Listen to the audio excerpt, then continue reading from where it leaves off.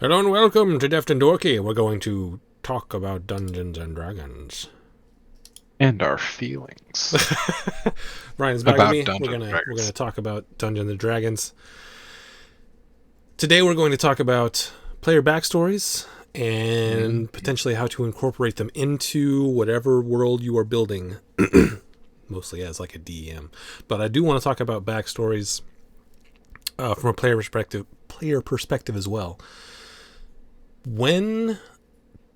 Just tell me, when you write a backstory, tell me about how you go about writing a backstory. How about that? We'll start there. So, I mean, for me personally, like I play this game by thinking about like what kind of story do I want to experience or tell. Mm-hmm. And so so I've been in two of your campaigns now, and Mm-hmm. both times I kind of came up with like a theme. Like what is an overarching theme? So for this current backstory, like I wanted to explore the theme of like family. Like, okay, I want to think about family. I want to think about family dynamics. I want to think about that like intrinsic tie. And so that kind of formed the foundation of my backstory for Jace, because a lot of like I gave you two brothers to work with, and both I kind of fleshed out their kind of approach to life and the dynamic that was there. I had a mom and a dad. I had a dad with a precarious job, if you will, as a smuggler. I had a mom who was like ill. Um, I also like the idea of playing out this like kind of Mephistopheles experience. So I have a brother who made a deal with the devil that turned south, right? Like, um, or maybe it turned as he intended. I don't know. We haven't gotten there in the campaign yet, but so that was kind of like when I approach it, like my first idea is like what story, what theme, what kind of like this topic do I want to dig into? I think my first character, um, it's been so long, but I think that I wanted to like look at themes of like doing the same thing, like getting out of a bad deal, themes of being an outcast, of being like separated from your people. Um, that's kind of how I did it initially. As a Okay. DM, I've learned that there are some extra components that are super helpful Like to what? include in your backstory. Like, I always screw this up. Is it pronouns or proper nouns? It's proper nouns, right? Oh, like, yeah, Proper nouns. people, places. People, places, and things Yeah.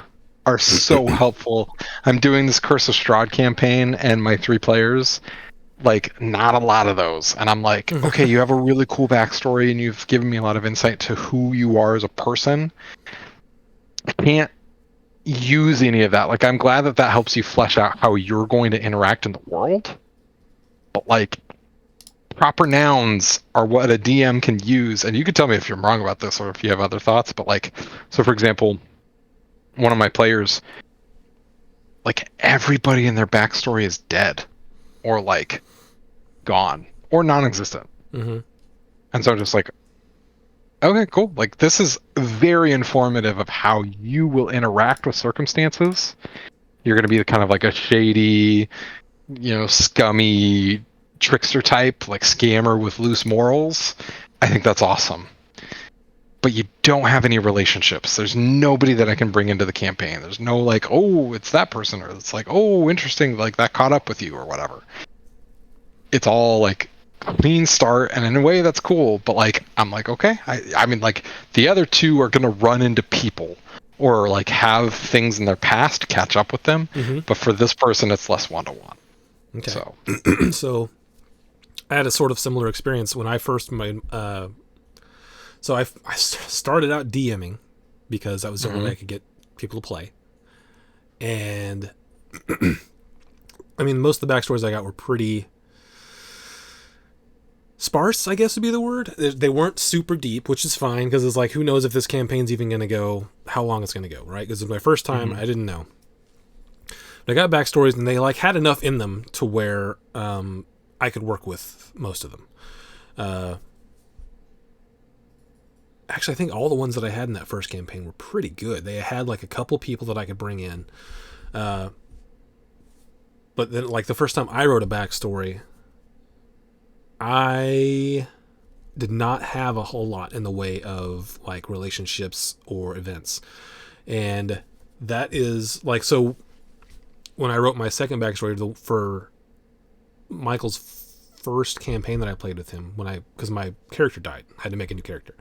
I made a cleric, and I made the backstory very sort of intertwined with what was going on that I knew about as a player, so that it would not be so weird for them to just pick up this random person and take them along, right? I had information that they could use.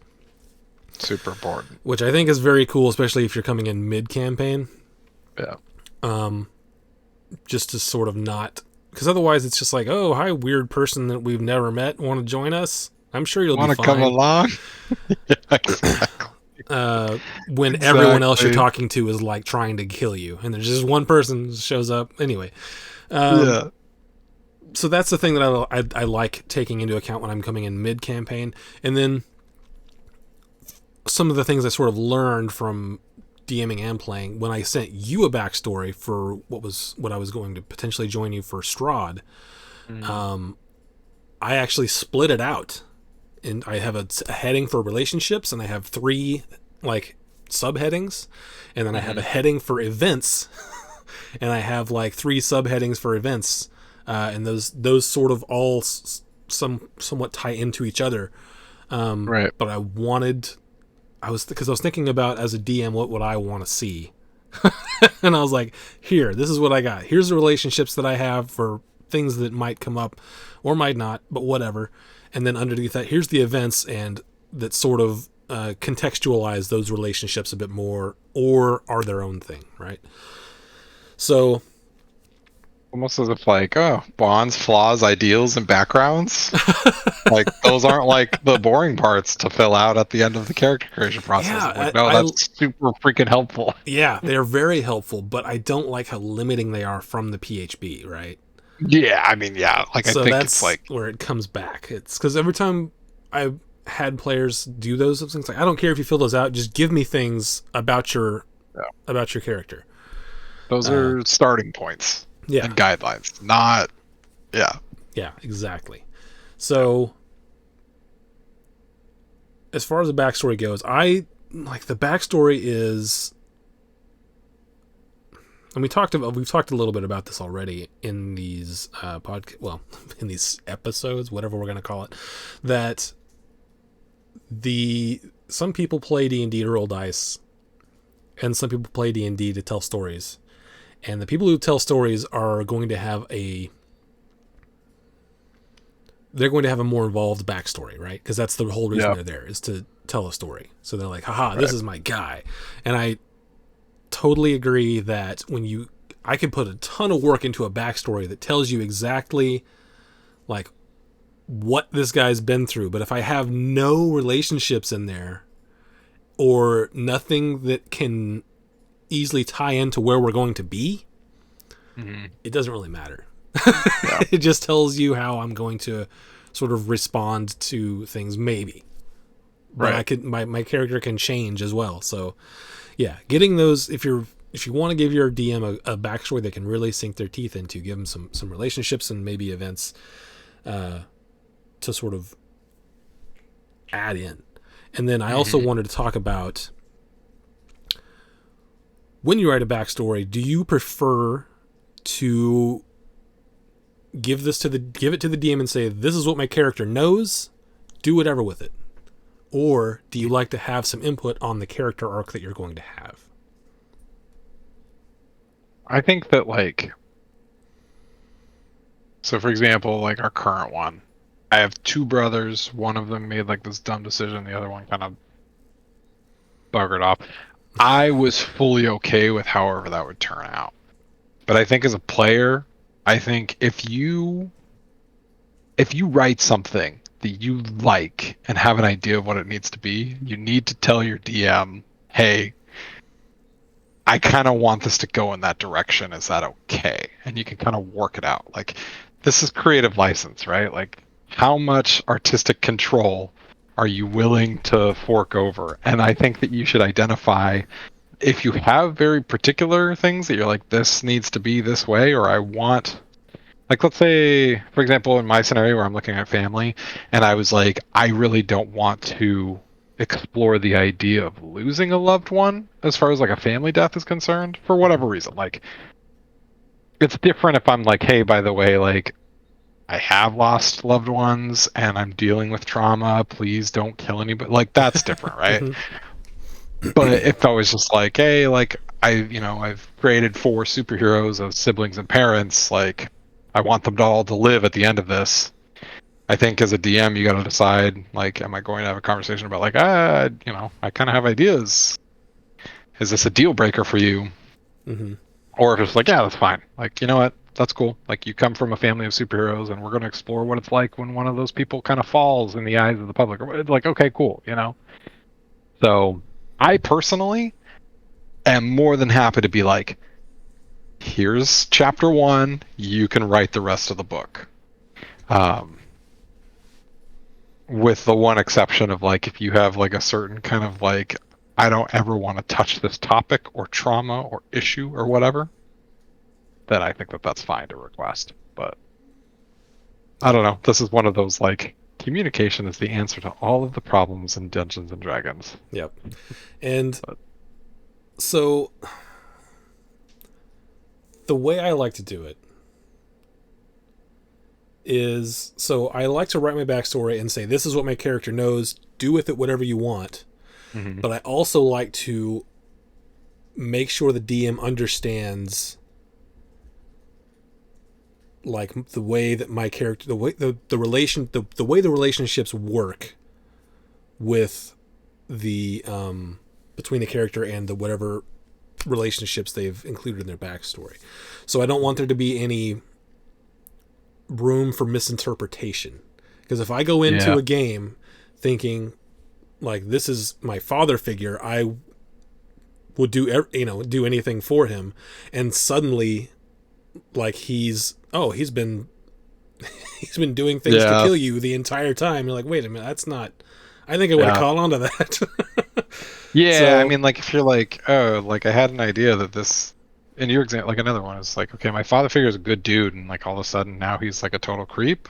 You know, hmm, I yeah, think and that's good. that's yeah, You want to communicate clearly, like, yeah, and those are hard, not always easy to do, and it's something that you probably should just go back and forth on to make sure that you understand the relationships between everything, and because it can be, if as long as you understand, then I hmm don't mind whatever you do. So if you tell me, oh, he's doing something creepy, you're like, oh, well, that's significant, right? It's not like, oh, that's not how I wrote him, because as long as they know how you wrote him, then that's a yes, significant change, and you can play into that. yeah.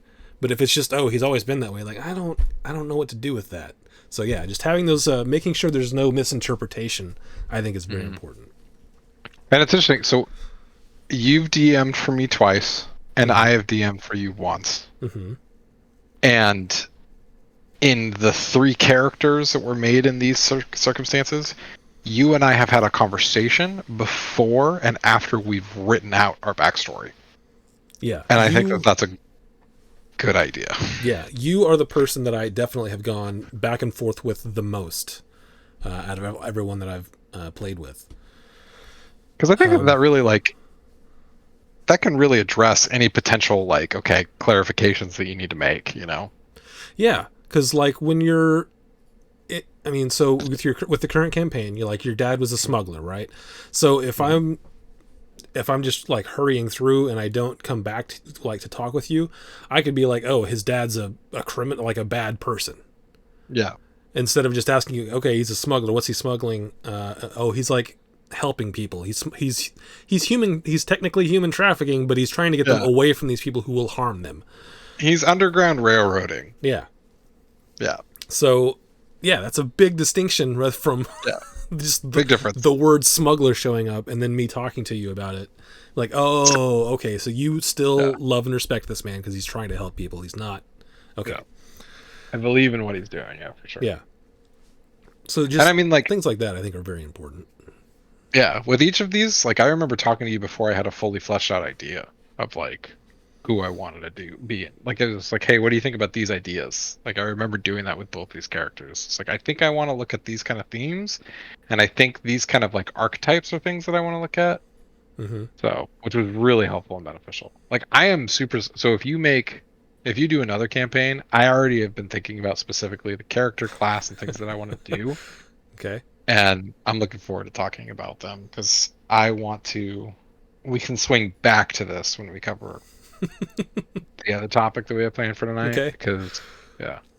So So, yeah, I think that's pretty much what I wanted to touch on as far as writing backstory. Just it's I think that it's important to just know your expectations between you and your DM, whether that means that you are going to fully set like because it's not. I think that it's okay. I think it's very fun when you give something to the DM and just let them run with it. And as long as they mhm. understand everything that you've given them, I can play around pretty much anything. Like, oh, that's so cool. I will be able to react to that based on them understanding how I felt the character would feel about these things before I sent them, right? Yeah, what's the point if you don't do that? So, Like, yeah, it's. what's why would you give it to the person if it wasn't like, I mean, it's. I can see. Well, it's just that room for misinterpretation, right? Like if yeah, not everything was covered and they had an idea and they ran with it, but that's not what you meant, it can get a little messy. But I am a big fan of giving the DM this is what my character knows, as opposed to telling the DM the arc that I want to have. And there's nothing wrong mm, with that, but I prefer to play as I go and experience it sure, as I go. But there's yeah, also nothing wrong with you giving a DM a story and being like, this is sort of the arc that I want to have, and these are the sort of plot points that I want him to hit along the way. So like, say I want him to be uh, an orphan, but at some point I want him to find this potential father figure that I have my backstory, and I want that guy to be, great, or I want that guy to actually be evil. hmm But I don't know. My character doesn't know that. That sort of yeah. thing. I think that's fine. I don't. I personally don't find it as fun, uh, but it's fine if that's what you like to do. Um, I think at yeah. most I would probably say like, hey, this can look however it is, but like I want to explore the idea of addiction or redemption or uh, something. Like here's where my character's from up to the point of the start of the campaign. And I would also like as a part of my personal arc, I want to like explore this theme. Um, and I think I did that with you. I was like, family is what I'm looking into. Here are four NPCs. You can run with them however you want. And my relationship with them, I mean, like, I've got a brother who like took a dip to this dark side that we haven't talked about at all, but like losing somebody to bad decisions. A brother who is like playing this super nuanced role with this government organization that like our dad actively worked against. My dad died, and I had to like find and save my mom. Like those are four different like family themes that I loved like diving through. So, like I would say if you're gonna, I mean, I would probably go harder than what you mentioned and just be like I think you play D&D because it is collaborative storytelling. And hmm I think that if you tell your DM, like, I want to hit a plot point, I think that you are restricting the creative, like, collaboration. Yeah, I think I agree with that. It's. I mean, it can. Trying to figure out how I want to say this. That restriction can lead to some very creative choices. Sure. Because if you're, it depends on how you like to write. Like if you're given something and then say go crazy, then it's wide open. But if you're given something and say but within this range, then it's much more specific. But it can lead to a somewhat more creative decision making process because you've got to figure out how do we get there, right? Mhm. So that can be rewarding too. It just depends on what you like. Yeah. And as far as like the family thing that you were talking about, that is something that I feel is particularly difficult to do well in D&D because if you're happy with your home life, why are you an adventurer? So the way you gave me your backstory, I was like, okay, this is definitely something I can work with. He's got 4 family members that are all scattered to the wind. We don't know where any of them are. All of them could be in trouble, or they could all be fine. Right. Spoiler alert: they're not going to be fine. It's D&D. But them being fine is boring. But yeah, like you gave me, like I said, you gave me 2 brothers, a dad, and a mom, and almost anytime you see someone's backstory, and like, I have 2 brothers and a mom and dad, and they're all alive, you're like, oh, this is gonna be boring. But then, reading into it, it's like you gave them all reasons to be in peril, essentially. Got to be inciting conflict. Yeah. So that was fun. I guess we can move on to the second part, which is integrating them into. Before we do, I'm just curious, for you, how much do you like to get as far as backstory? As much as a person wants to give me, as long as it's like. You're fine with like the 25-page lore document? As long as it's like relevant, right? Like I don't need to know every last thought that your character is having. Mm-hmm. Like, unless it's important to the way you're going to play your character.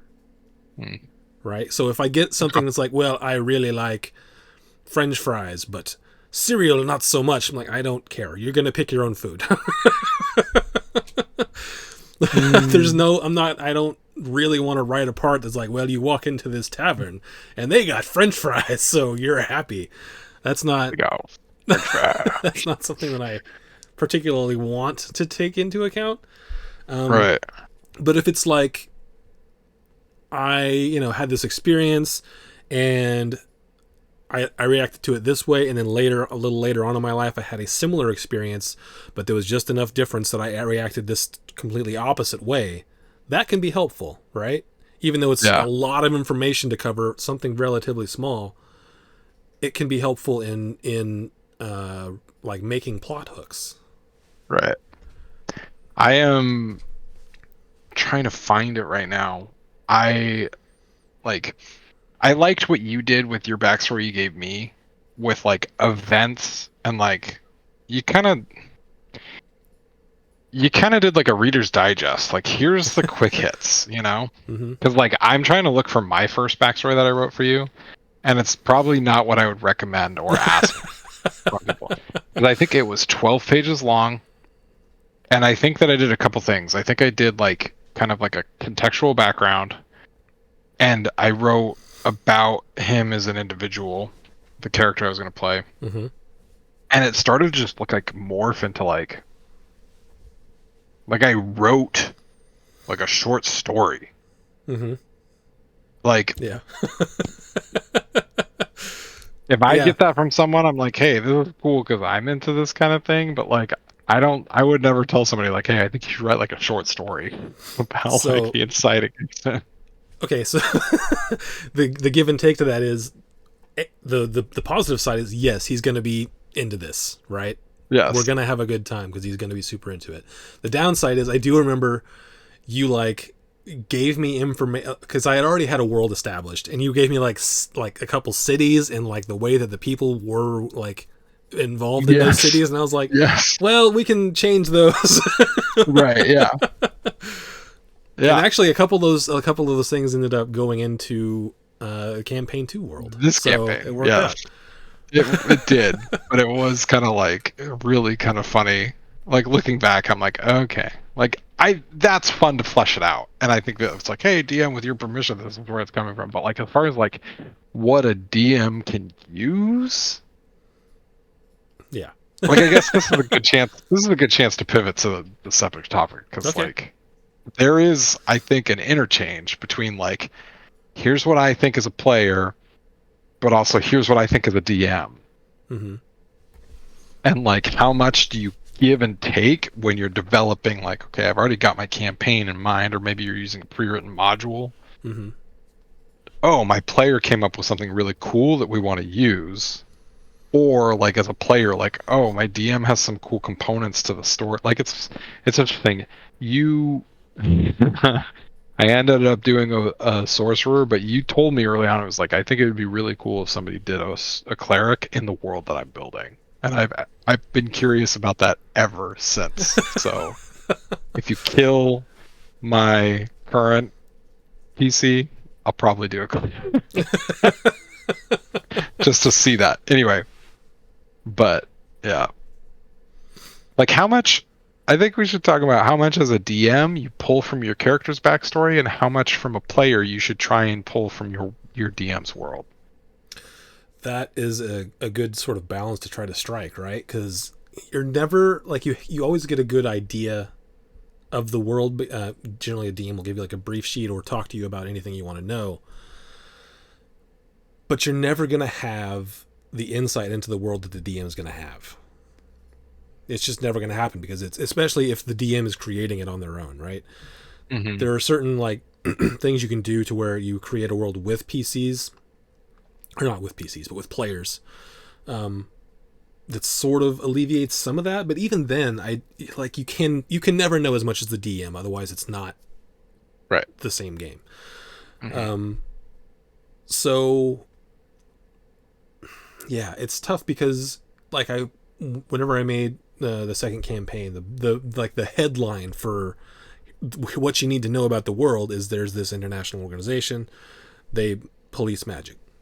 That was like the headline. So like that's gonna sort of shape the way magic works and the way people interact with magic inside the world and inside particular places within the world. So knowing that as a player, you can go, oh, okay, well then that might shape the decisions that I make as a player character, to do whatever it is I'm going to do, and then you can give back whatever you want. And then I think that the balance comes in going back and forth. I don't think that at any point you can just give your DM a backstory and think you're done. Yeah. Unless that's, I mean, unless you're, I guess you can. It's just, I don't think it's The great. perfect backstory. Because the back and forth is where you really get to Right. dig into like, what can I do that's interesting for this character? Right. I mean, like so you told us about your world, and one thing about your world is that like this organization, Warlock as a class, mechanically, like really flies in the face of the world. Yes. Like this organization is just like, we don't trust people making those kind of deals with those kind of entities and having that kind of power. And I thought that was super cool because I'm just like, Warlock's my favorite class. You can't outlaw me, bro. And so I was like, what if we, like the smuggler, my father, his whole thing was like, okay, I'm gonna underground railroad warlocks that are doing the right thing out of this circumstance. So I thought that was cool. Like as a player, like I definitely was like, I want to look at family, and I was like, okay, well I've already got my family dynamic down. Like we are outlaws, family of outlaws. Um, one thing, so I've not done this yet necessarily. Like that was one component that I was like, okay, I mostly have the story figured out, but like, okay, that's a cool way to make it fit. Like I am looking forward to our next campaign or character, whichever one happens first, because like there's things in D&D that people talk about, like as a DM, giving your players full agency and being super prepared and ready to throw away crap that you've developed because they chose to zig instead of zag. I've not really done that, admittedly. Like last episode was about design failure, and I am going to design failure if it means that I don't have to throw away the hour of prep that I did the day before. And let's be honest, the way that I prep, it's like 2 or 3 hours. But another thing that I want to do is just be like, okay, like I want to make a character that fits and lives and breathes in this world. So I thought about the ways to try to do that in conversations. Just be like, okay, tell me a little bit about this organization. Like, how do I, if I were to make a character that fits inside of that, like if we were to do this campaign over again, I'd probably be like, okay, why do you think cleric would be so interesting? Like, let's run with that. So. Okay. Nothing, but I would want to give more to with the characters I've made in campaign 1. I would say that like 90% of it was me, 10% from you. This campaign, I would say like 70-30. I think next campaign, I'd really try to get to like a closer 50-50 balance with like, you know what I mean? Mm-hmm. So, Yeah, and to I'll give you a little bit of a spoiler that the cleric thing was A, because they're just a really good support class, and right. B, the sort of interesting thing about the world I thought was that these people who get their abilities directly from a god Right. kind of don't like being policed by people who get their magic not from a god. From the books, Yeah. bruh. Yeah. So that was going to be like the sort of interesting thing is how that doesn't really rub them the right way. Yeah. And a lot of times they'll play ball, but they don't like it. Yeah. Don't mess with my national anthem. Yeah. Sorry, I didn't mean to make it political. I mean, that's essentially what it is, basically. Is it's just like, we don't even, you plebs over there learning, this is Well, God given. yeah, like, and same thing with Druid. Like, I think Yeah. Druid would be kind of interesting. It's like, I mean, Yeah. I stay away from the cities. Yeah, druids Yeah. in my mind, any druid would be just like, nope, I'm not going to. Yeah. I have no need to be in a city anyway, based on Yeah. my beliefs, and I certainly don't want to go there now. Yeah. I thought as a part of this conversation. So I recently started an in-person game.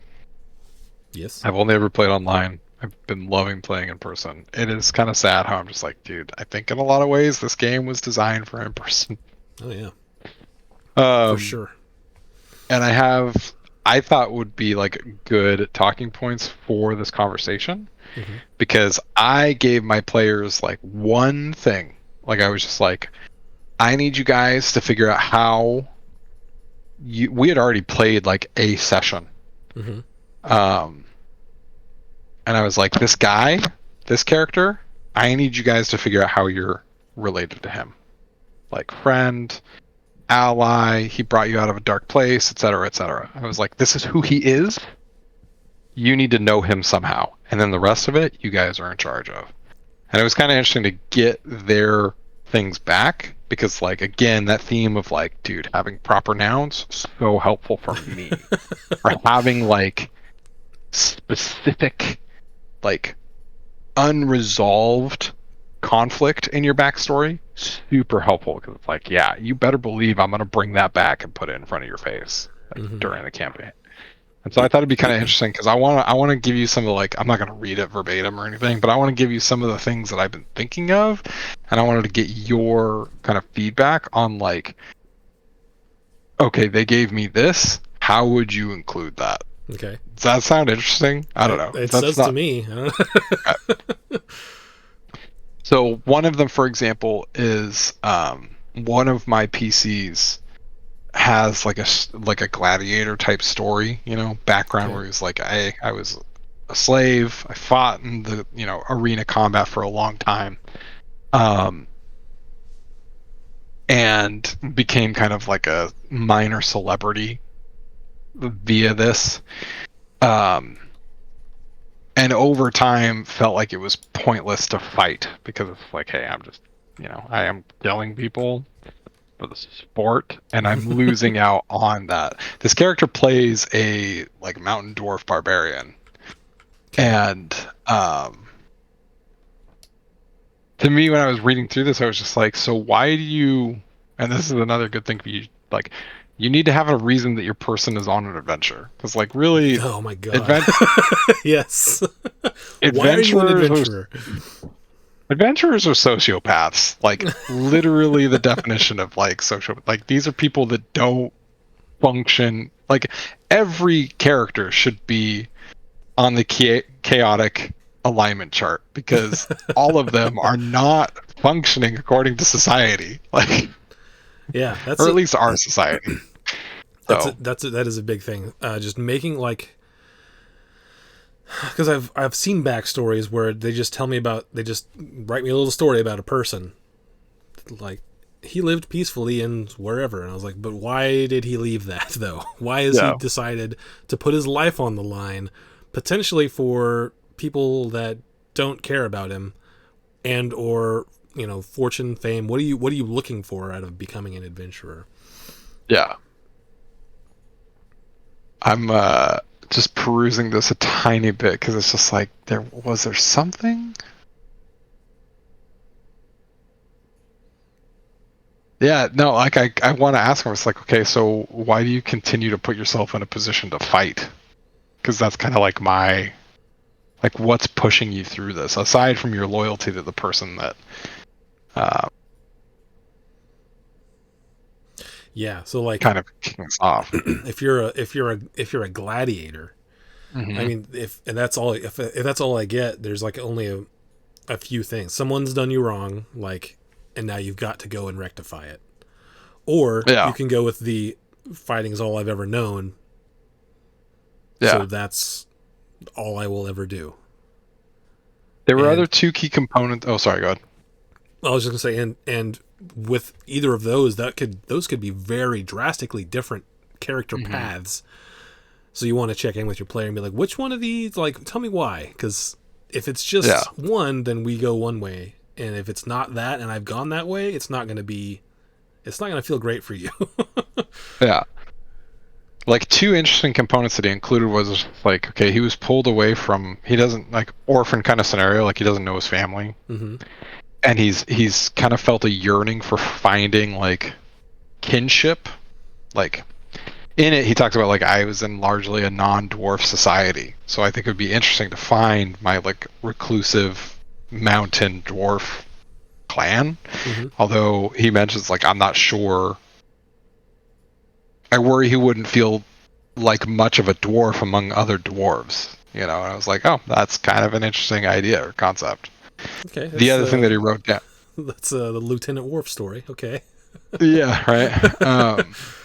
The other thing he wrote down is like he had a situation where like he was in a fight and it was definitely like it was too easy for him and he was ordered to kill his opponent and he's in a like he's written throughout like he doesn't feel comfortable with like fighting in a circumstance that would be an easy kill for him. Like this is not sporting. This is not honorable. And I'm Dishonorable. like, Yeah. yeah, exactly. It's like, okay, those are kind of cool components. Very Lieutenant Worf. So, yeah. So, Okay. so I feel like I've got things to work with. Like in Mm-hmm. my campaign, I'm going like, okay, cool. Like we're doing Lost Mines of Phandelver because I was like, I have done a little bit of it before and I had no idea. Like these people had never played before, so I wanted to do something that I was semi familiar with, easy to grasp as a player, and could go long or short depending on how committed they were. Yeah. Turns out, like I think that they're hook, line, and sinker because this guy, despite what I'm saying about it, like he really did write me like maybe yeah. Let's see. I would argue that this is probably 2 pages. Yeah. Like that's always a good gauge of like how into it you think they're going to be is how detailed their backstory is. Even if they've never written one before and they don't know exactly what you're looking for, just like, oh, you did put some effort into this. Yeah. You're gonna be into this a little bit. Yeah, he wrote 875 words. So that's like 3 pages, double space. So, Yeah. um, anyway, so like with this, I've been kind of thinking like, okay, like in Phandalin, like I'm just gonna like plop like a fight club. Like I'm gonna put a ring in, and I'm gonna figure out, okay, what would be an interesting story to tell with this. If you know the story at all, there is kind of like a criminal organization there. I was like, okay, they're running it, or they're kind of like they have an unfair sway over how the fight ring goes. So They're making money off of gambling on it, essentially. they're Kind making of thing. money. I want to have like some kind of like lieutenant crony type that is like putting himself into these fights that are clear wins for him, and if there's a potential like challenger that would threaten him, he finds reasons to dip out of it. Okay. So Uh, Yeah, like whenever I get a character backstory, I immediately look for those relationships and those events, things that mhm. could affect how they're going to go about things in the world. So if you give me a person, I'm going to immediately look for how does that person fit into this world? Where are they now? What are they doing? What are their goals? Right. And then as you play the campaign, eventually they're going to run into some thread that draws you to them, and then you get to have conflict or resolution. So Yeah. it's so fun when you get those backstories that are like where the person gives you all those things that you're looking for. You're like, yes. Good feeling, that's for sure. That is for sure. This fits in perfectly. Especially when it Like, fits, it's great. I loved what he wrote. I think what he wrote is phenomenal. My other player, like the second one that I got, gave me a lot more like easy wins because it's like there were a lot of relationships, a lot of people, a lot of unresolved events where it's just like I can plug that and like I could take that and plug and play really easily. Whereas the first one didn't give me a whole lot of proper nouns, or it's like there's no one in this that I can pull forward. Mm-hmm. Or if there is, like I'm gonna have to have a conversation with him and be like, hey, I was thinking about doing this. Like, what if like you were ordered to kill these people in an unsportsmanlike way? Like I'm gonna bring that person back in specifically. That's telling Mm-hmm. you to do that or whatever. So And I will say one of the things it's completely 100% understandable, but is also kind of a bummer, is whenever you get a player's backstory and you find someone that you're gonna drop this name later on, mm-hmm. and it's been weeks, if not a year plus, since they wrote it, and then you're suddenly Yeah. like, and then you see so and so, and they're like, and you're like, don't you recognize this person? And they're like, oh, it's in my backstory. Hold on, I gotta go read it. Like this is supposed to be bigger, but that's something that can totally happen because if like you give a backstory like 6 months or a year ago, Mhm. and you're just been playing in this campaign, and you just forget sometimes Yeah. all the stuff that you wrote, and then the DN tries to surprise you with something from your backstory, and you're like, crap, I don't Yeah. remember writing. Dude, man. Yeah. It is like it's funny because like playing with these, there's three of them. Two of them have never played before, and so like when you're telling a person like, "Hey, this is D&D. Like I want you to make a character." Mm-hmm. There's so much that goes into that. It's so tough because like I always like to start with like, "Hey, like movies, books, video games. Like, are there like people, characters out there that you think are cool? Like, what kind of like games do you play or movies that you like to watch? Like, oh, you watch Lord of the Rings. Like, have you ever wanted to be in that world? And if so, like, what would you be? Like, do you want to be Aragorn? Or do you want to be like, kind of a captain of one of the armies? Like, you could be your own writer of Rohan that kind of got separated with, Mm-hmm. It's tough to transition from that because I think that like my PC with this circumstance ran with that idea and then to go from that and be like, also, I need you to figure out these other components as well. Like Yeah, it's coaching up tough. someone new to do this Yeah, is and interesting. it's sometimes tough to get all those pieces together because like for instance, if you're playing a campaign that is largely taking place in large cities or urban areas, Mm-hmm. and your person is like, yeah, I really like someone who's like what's his name, the brown wizard from the Hobbit. Radigan, Yeah, is that what it is? Radagast, right? Radagast. I I don't know. Anyway, have read it once so long ago. they're like, yeah, I really want to be this like hermit out in the middle of nowhere. Like that doesn't really fit. Yeah. Yes. So knowing like where it's going to take place is all like, or vice versa. If it's going to be all out in the wild, and you're like, I was a under criminal ring guy from the capital, And then you're like, Hmm. well, but this is all going to take place out in the wilderness, so that's Yeah. not going to give me anything. So getting those pieces to Yeah. line up can also be difficult at times. That's super. I mean, we talked about this last week a little bit, but like developing your backstory, you got to make sure that it aligns with the mechanics of the game that you're playing. Like, uh, so super minor spoiler for Curse of Strahd. So the Strahd's a land of vampire? What? Strahd is a vampire. It's crazy. I know. No, so in the region of the campaign setting, uh, humans mostly, and then an occasional dusk elf. Mm-hmm. That's it. So like I know, like I did a ton of research on what people have done. Like I've read other DMs that were like, yeah, I didn't let my players pick any race other than human.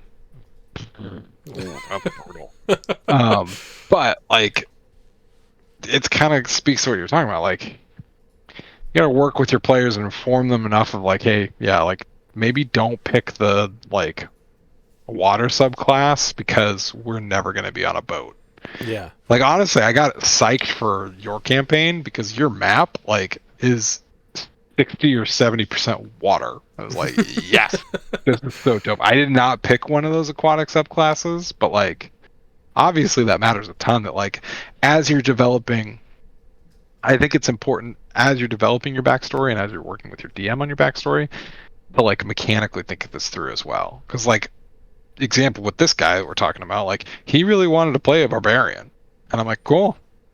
And I think like you need to almost like identify like how you can help that align without pigeonholing yourself into like a stereotype about the class, Yeah. which is like like he's never done this before, so it's like there's some probing questions that I want to ask him to get him to think about like, okay, cool, how can I do that? How can I make sure that I'm still faithful to like, yeah, I'm an adventurer and I choose to fight with my anger, so I've checked the barbarian box, but I don't have to be in this like I'm Brutus and dumb and kill things. Yeah. So And another thing you sort of touched on with like what races you want to be in something like Strahd. In a campaign, like, it's sometimes disappointing when your players pick like the super exotic races, right? mhm. Because if your campaign takes place somewhere that is like most typical sort of fantasy things, if somebody picks a goblin and you're going to be like, people are always going to look at you funny. Yeah. Unless you want to lean into Yeah, that, if you want to, if that's what you want, great, I'm Yeah. here for it. But if you're just Yeah. like, well, I like their racial traits, just pick something else and we can reskin it, okay? Yeah. Totally. Totally. Yeah. But like, if you're gonna pick okay, so we'll use Strahd as an example. Mhm. If you're gonna play Strahd and you're gonna play as one of the hippo people from the Yeah. from Yeah. Spelljammers, that's gonna Yeah. be weird. Like you're going into this campaign setting that's very like Mhm. drab, gray, like almost depressing. It's sort of an Eastern European sort of vibe. Yeah, Transylvania. Yeah, Yeah, Transylvania. absolutely. And suddenly there's this hippo walking through, and that no Mhm. one's ever seen one of those before. Yeah. And like fortunately, That makes it to where like every interaction with an NPC feels disingenuous if you don't Yeah. start the conversation with "What the hell are you?" and fortunately, like Strahd, for 98% of people that play that game, like the campaign is built on you being an outsider to the region. Mm-hmm. And so even if you are human, people are like, you are not from here, Mm-hmm. you know. But like, I mean, like, so as another example, like Warforged. Mm-hmm. If you pick Warforged and you tell your DM that, your DM's got to figure out, okay, Where in did my you come world, from? yeah, exactly. Are Warforged just a common thing? Or if they're not, like now I have to figure out like was there some ancient civilization that like was more advanced than the current one? Like how did that machinery develop or exist? like Critical Role fans out there, like Campaign 3, there's an automaton. Yeah. Like, if I pick half elf, it's like, okay, cool, they're already existing, you Yeah. know. And this is an easy, like, kind of one to point at, because I think it'd be kind of cool if you kind of flipped it. It's just like maybe your world is all exotic races, and it's super weird to see, like, whoa, what the freak? Is Like, that a human over you're there? Get out of here, yeah, Humi. yeah, exactly. Like, we haven't seen a human in over 1,000 years, you know. Yeah. So, Which can totally be a thing you can do, but I yeah, don't, I just want players' expectations to be set a little bit, where it's like, oh, you're playing a goblin? Okay. Mhm. If you're entering any city, you're gonna, like, you're a second class citizen in these cities. yeah, So just know that, and then we can move yeah, on. But I don't. It's tough to sort of do that sort of RP when it's a super exotic race that's like, well, they don't really exist. There's like maybe a few, yeah. but they are very seldom seen. And then you're like, that's what What I'm going to be. Like, okay, let's do it. what's what's the like flubber race Oh from yeah, the amoeba Spelljammer? races. Yeah. Yeah, it's like, dude, you're gonna pick that? I'd be like, what a freak! Why you do Like, this? that might like define your backstory, and that's Yeah. okay if it does and if it works out for everybody. But like, I'm just thinking, if you have a typical fantasy campaign, it's just like, hey, by the way, your backstory, you were a lab experiment gone wrong. I don't see any other way to make you work in this world, dude. So I hope you're okay with that. You know what I mean? Yeah. Which really So, takes away from like the mhm, potential stuff that they can explore. But if that's what they want yeah, to do, then great. But if it's not, then it's like, could you just yeah. maybe pick something else? Maybe. There's, on the flip side, like I was kind of looking at the other thing that I got from one of my other players. Like they mention a couple locations, Mm-hmm. and fortunately, like it meshes, and I have the flexibility to just like, oh, cool. Looks like I'm gonna copy paste that place right there on the map because that was empty anyway. Okay. But it is kind of interesting. I love this idea of this dynamic between like giving and taking between player and DM. As far as like, okay, my world is now influenced a little bit by my player Mm-hmm. because they came up with this and I want to use it. But Yeah, and that's like, especially for if the DM is building or has already built most of the world. Like the DM's never going to have their entire world built. You yeah, just can't. It's not possible.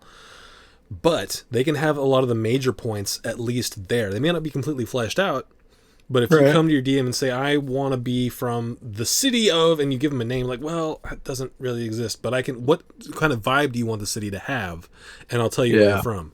But you can also be like, I'm from a small village called, like, okay, it's called that because I can't have every small village yeah, known already. So, like, depending on how popular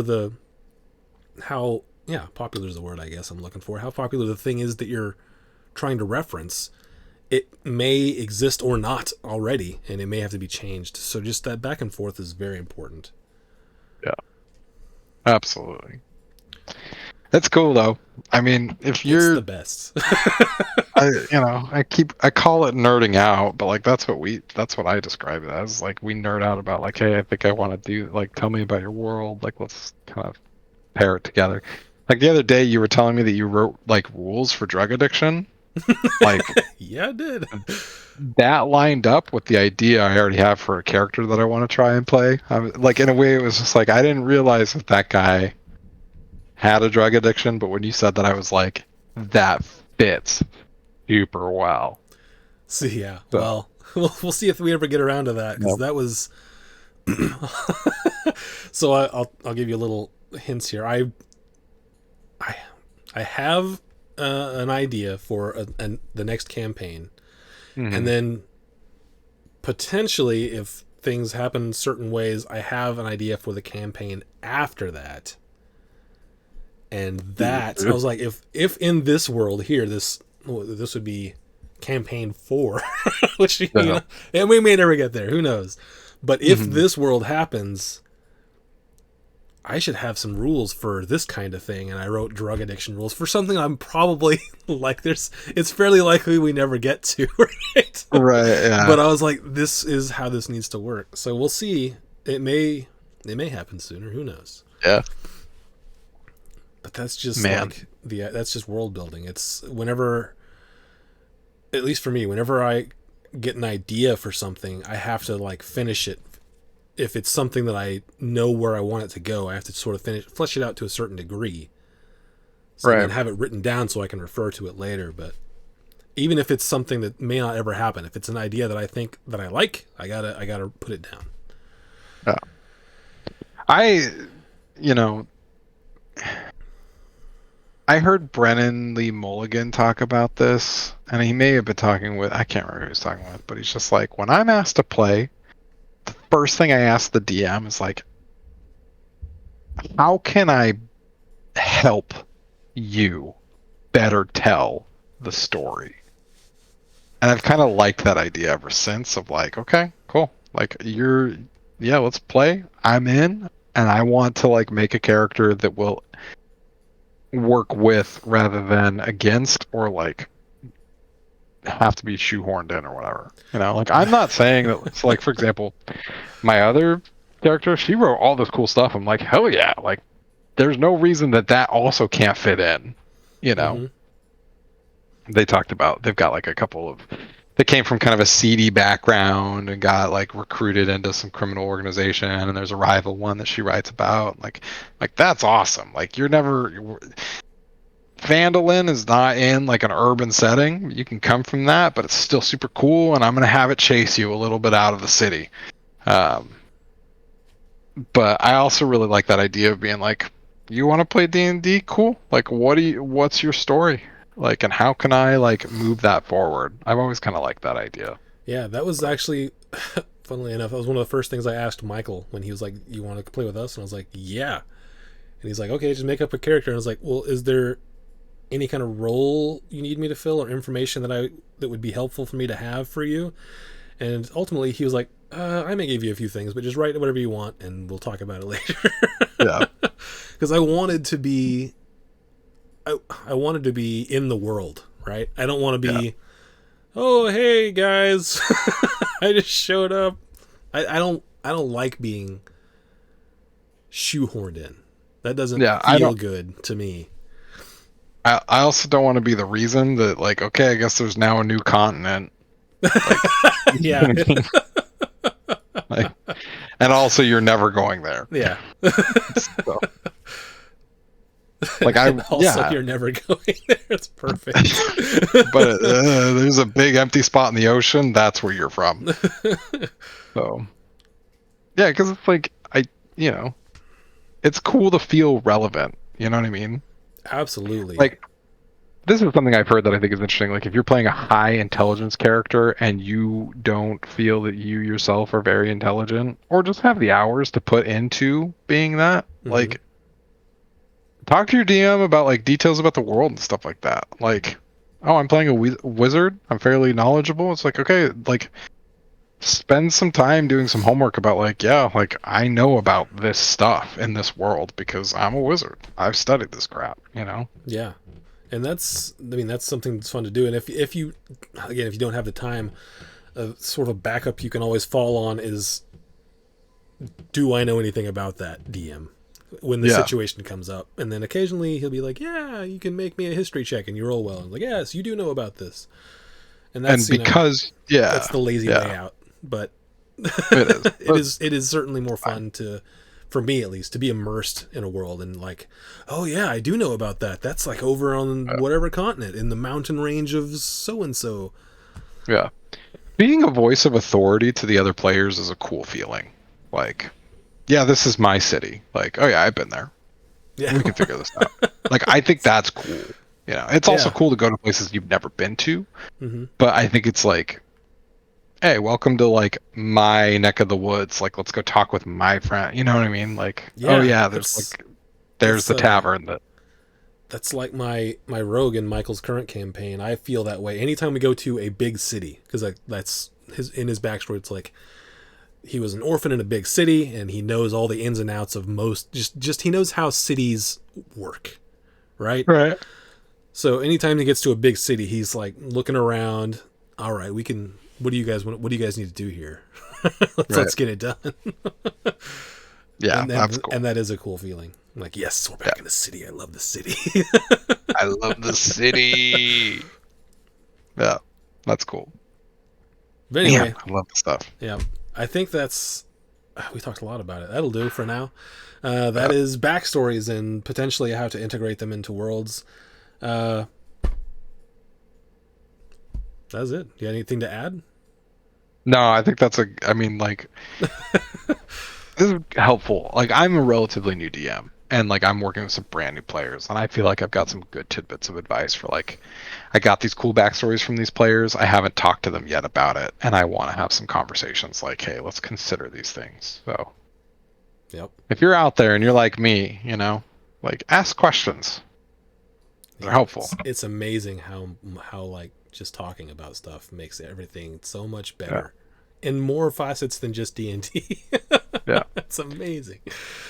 Proper nouns.